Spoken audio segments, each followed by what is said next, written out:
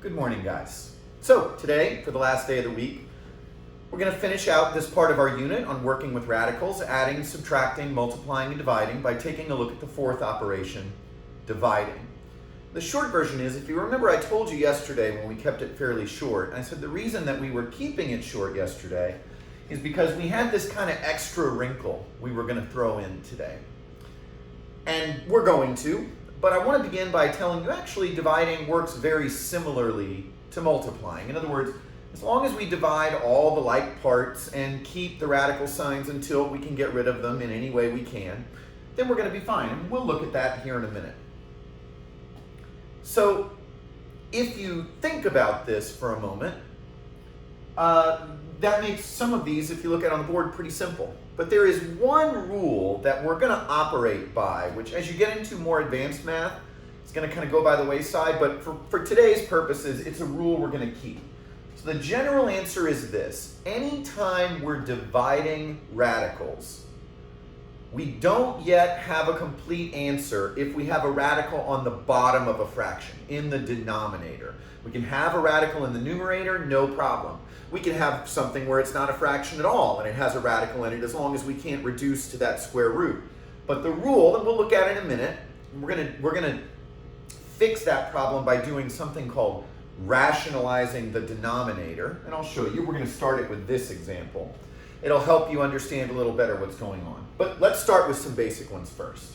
First, square root of 100 divided by square root of 5. Well, we could treat that exactly the same as the square root of 100 divided by 5. Well, what is the square root of 100 divided by 5? Well, that's square root of 20. So far, so good. Now, we're not done yet. We always have to remember to look for perfect squares, perfect cubes, depending on what the root is, what the radicand is, what the index is, excuse me. So are there any perfect squares that we can multiply into 20? And the answer is, of course, there is. 20 is equal to 4 times 5. So this is equal to square root of 4 times square root of 5. We can actually take the square root of 4, and that gives us as an answer here 2 times the square root of 5. Pretty simple so far for the most part. Shouldn't be anything there that really bothers us. How about this next one? Square root of 12x cubed divided by the square root of 3x. Remember, just like we were dividing with any variables, as long as we keep all of our like terms together, then we're in good shape. So, square root of 12 divided by square root of 3 is square root of 4. X cubed divided by x is x squared. And we are left with the square root of 4x squared. But good news, if you look at this, we can take the square root of all these parts. We know the square root of 4 is 2. We know the square root of x squared is x. So our answer here, pretty simply, is 2x. Now, so far, so good, because we do have a radical in one of the answers, but we don't have any on the bottom of a fraction. So what if we got one like this? 2 divided by the square root of 7. Now, as it stands now, this can't be reduced at all.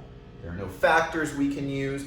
We can't take the square root of anything in square root of 7, so it might seem like we're stuck. And I just got done telling you, well, the rule is we can't have a radical on the bottom of a fraction as a final answer. So how are we going to deal with this? If there was a way we could get rid of this radical on the bottom, it wouldn't really matter what we did to the top as long as we got rid of the radical on the bottom. So I want you to remember this term. I'm going to put it on the screen now as well. Rationalizing the denominator. And basically all that means is we're going to multiply this whole fraction by something. And once you learn the rhythm of how this works, it's pretty easy. We're going to multiply this whole fraction by something that is going to allow us to deal with this root on the bottom. So remember, we can always do whatever we want to an equation or to a quantity in algebra as long as we're not changing its value. In other words, as long as we're multiplying by 1. So is there a fraction that might be equal to 1 that we could multiply this whole thing by that would allow us to deal with this? And this might not be clear to you at first, so I'm just going to show you what's going on here. So what we're going to do is multiply by square root of 7 over square root of 7. Now hopefully everybody can see that this fraction is just equal to 1. Remember, anything over itself is always 1. So why choose root 7 over root 7? What's the purpose there? Well, because now in the denominator, when we multiply across, root 7 times root 7 is now just equal to 7. Because the square root of 7 times the square root of 7 is 7. Well, what does that give us on the top? 2 times the square root of 7 is just 2 times the square root of 7. So you might not think to yourself, well, wait, didn't we make this more complicated? Well, kind of. All we had to do was convert it into a form that's mathematically appropriate. And the rule of thumb is no radicals in the denominator. You know your answer's not done until you've rationalized that denominator to get rid of the radical in the denominator. So let's take a look at this one. Square root of 7 over square root of 8. Can't reduce that. We don't have any factors. Now, you may be thinking to yourself, well, just multiply by square root of 8 over square root of 8. And you'd be right. That would solve your problem. But always think about simplifying before you start. So if you look at this 8, you may think, well, I know I have a perfect square inside square root of 8. Like that's square root of 4 times square root of 2. And square root of 4 is just 2. So technically, if I reduce this, if you want to think of it that way, or simplify it down here, that's equal to, that's not equal to that. Try that one more time. Square root of 8 equals square root of 4 times square root of 2, and the square root of 4 is 2. So that's what that's equal to. You might think, okay, great job. Got it done. But remember, no radicals in the denominator. So we still need to rationalize that denominator. Okay, so just like here, we're going to look at whatever our root is, and we're going to multiply by it so that we feel good about what we've got in our denominator so that we get rid of it. So the only radical that we have down there is, sorry, just checking something because I want to make sure I'm telling you about it correctly. The only radical we have down there is square root of 2. So let's multiply both sides by square root of 2 over square root of 2. So what does this give us on top? Square root of 14. I'm going to tell you right now, nothing you can do with square root of 14. There are no perfect squares. We can't break it down into factors. All right. What is 2 times the square root of 2 times one more time the square root of 2? Remember, just multiply your like parts, then work through. Square root of 2 times square root of 2 is 2. 2 times 2 is 4. So our final answer here is root 14 over 4. All we were working to do is get rid of this down at the bottom. So let's think about this with this one. Square root of 1 over 18x. So you're probably feeling pretty good about the fact right now that, okay, well, this is equal to this. Square root of 1 over square root of 18x. Hopefully you're thinking to yourself, square root of 1 is 1. Yeah, you'd be right about that so far. Can we do anything with factors down here in the bottom? And the answer is yes, we can. We know there's a perfect square hiding in 18. That's square root of 9 times square root of 2x. So far, so good. Oh, and I can do square root of 9. Just to save room, I'm going to erase this and put it there. Okay, that's equal to 3. So now I've got this in pretty good shape. Now my only issue is I've got this square root of 2x down in the bottom of the fraction, so I need to rationalize it. So I'm just going to multiply by root 2x over root 2x. Easy enough.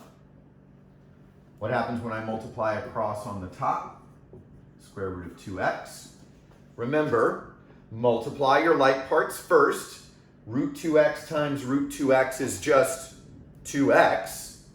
And 2x times 3 is 6x. Now don't be fooled.